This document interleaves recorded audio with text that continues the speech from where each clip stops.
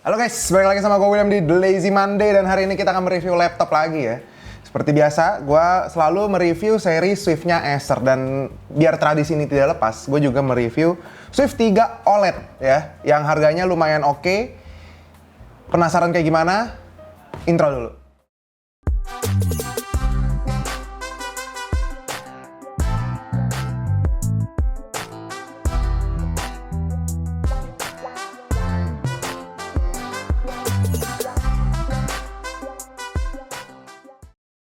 Jadi, sesuai dengan prediksi gue di video sebelumnya ya, gue bilang di tahun ini, tahun depan lo akan dibanjiri produk laptop produktivitas yang pakai OLED gitu. Dan di sini juga Acer nggak mau ketinggalan gitu ya, dia juga pakai OLED. Dan di sini lumayan unik selling point-nya, dimana yang OLED yang ditawarin ini refresh rate-nya di 90 Hz, nggak kayak brand-brand sebelah. Itu dia masih 60 Hz ya. Dan di sini dia juga ada sertifikasi HDR VESA True Black 500 atau VESA HDR ya. VESA HDR True Black 500. Dan dia pakai yang paling spesial di sini adalah dia pakai Core i7 Evo yang Edge series, yang dimana ini kan laptop ultrabook ya. Biasanya pakai U, kalau di 12 Gen tuh biasanya P series buat laptop-laptop tipis, tapi di sini dia pakai yang Edge series. Dan untuk RAM-nya sendiri dia 16 GB. Untuk storage ini harusnya yang 512. Bentar. Harusnya 512 ini storage-nya. Enggak deh, ini yang 1 tera ternyata. Ini yang 1 tera. Dan untuk dari performa segala macam sebenarnya sih ya laptop produktivitas gitu ya. So far gue dalam pemakaian gue untuk desain juga nggak banyak yang berubah gitu dari seri sebelumnya. Memang yang di refresh adalah versi OLED-nya. Dan untuk desain sendiri memang yang berubah tuh cuman di belakang doang. Tulisan Acer-nya naik ke atas jadi kecil. Sisanya masih sama kayak Swift 3 sebelumnya. Beda banget sama Swift 5 yang pernah gue hands on. Itu desainnya memang agak jauh ya kalau dibandingin sama Swift 5 ya. Dan kalau ngomongin dari material segala macem ya, ini material amannya lah, aman dari Acer lah. Ini udah pasti kokoh gitu, nggak ada flexing segala macem. Dan touchpad masih kecil ya. Ini masih belum berubah nih ya. Jadi ditunggu Acer tahun depan ini sih udah boleh gede. Nih soalnya laptop ini harganya lumayan nggak murah dan nggak mahal sih. Dia tuh ada di harga 15 jutaan. Ini harga fixnya ada di sebelah sini ya, dimasukin sama Satya. Gue lupa, harga 15 jutaan pokoknya. Dan itu untuk yang versi i7 ya tapi. Dan kalau ngomongin dari si keyboard juga nggak ada yang berubah, tapi masih belum edge to edge. Ini masih keyboard yang lama, lo bisa lihat masih di tengah gini ya. Dan untuk port dia sekarang udah lengkap. Udah nggak pakai barrel lagi chargingnya, sekarang udah pakai Type C akhirnya. Mana casan? Nih casan. Casannya udah pakai Type C. Cuman kepalanya masih pakai yang lama ya. Ini kepalanya masih yang lama tapi ujungnya udah pakai Type C. Dan karena ujungnya pakai Type C, gue sebenarnya nggak pernah pakai casan ya. Gue pakai casan gue sendiri karena gue ada charger yang 65 watt, lebih compact biar nggak ribet dibawa-bawa. Tapi di sini dia udah ganti jadi USB Type C, semuanya lengkap. Lo bisa lihat di sini Kensington 3,2 USB 3.2 Gen 2. Ada headphone jack, terus di sini ada headphone jack, ada USB 3.2 lagi, di sini ada HDMI full size, terus ada 2 slot Thunderbolt 4 ya. Dan kalau ngomongin dari port segala macam, gue nggak ada keluhan sama sekali. Keluhan gue memang masih di touchpad. Touchpad nih tolong ya. Dan untuk ngomongin si performanya, lo bisa lihat di grafik benchmark ini tidak ada perubahan yang kayak yang wah banget gitu dari segi cooling ataupun perbedaan dari jajaran dari brand lain. Memang performanya i7 Edge series di ukuran 14 inci ya emang begitu gitu. Dan kalau ngomongin dari storage segala macam memang nggak ada yang spesial banget. Tapi memang yang paling spesial di Swift 3 ini adalah si layar OLED-nya. Jadi gue akan lebih banyak membahas layar OLED-nya.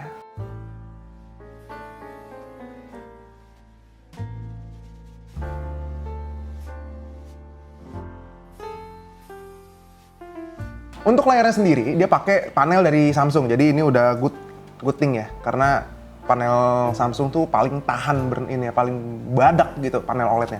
Gue belum tahu sih untuk berapa tahunnya, tapi untuk laptop gue yang sekarang itu gue udah pakai kayaknya udah setahun lebih deh. Itu belum ada burn-in sama sekali. Dan gue pakainya selalu full brightness karena OLED ya.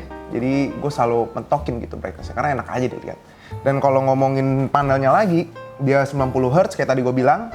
Terus sudah ada HDR True Black 500. Sebenarnya kalau untuk ngukur sih kita nggak ada alatnya untuk ngukur nits sesungguhnya tuh sampai berapa, tapi di sini sih tulisannya True Black 500. sebenarnya agak curang ya, karena OLED itu kan kontras rasionya itu kan sangat-sangat luas gitu. Bahkan kalau bisa dibilang tuh tak terbatas gitu kontras rasionya. Dan memang gue sukanya layar OLED lagi, laptop yang pakai OLED tuh semua coatingnya rata-rata gue lihat selalu glossy. Udah nggak pakai matte coating, karena kalau lu matte itu kan ngurangin cahayanya tuh lumayan banyak ya. Anti glare coating anti glare gitu. Itu tuh ngurangin intensitas cahaya tuh lumayan banyak gitu. Dan kalau glossy itu lebih cerah pasti, warnanya lebih tajam. Apalagi ini pakai OLED. OLED itu udah pasti DCI fiturnya tinggi banget untuk lo konten digital.